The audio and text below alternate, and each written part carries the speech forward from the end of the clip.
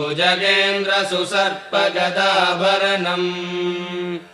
गजनीलगजेन्द्रगणाधिपतिम् प्रणतोऽस्मि विनायकहस्तिमुखम् सुरसुरगणपतिसुन्दरकेशम् ऋषिगणपतियज्ञसमानम्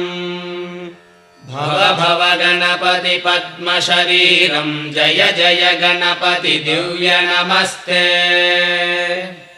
गजमुखवक्त्रम् गिरिजापुत्रम् गणगुणमित्रम् गणपतिमीशप्रियम् करधृतपरशुम् गङ्गणपाणिम् कबलितपद्मरुचिम्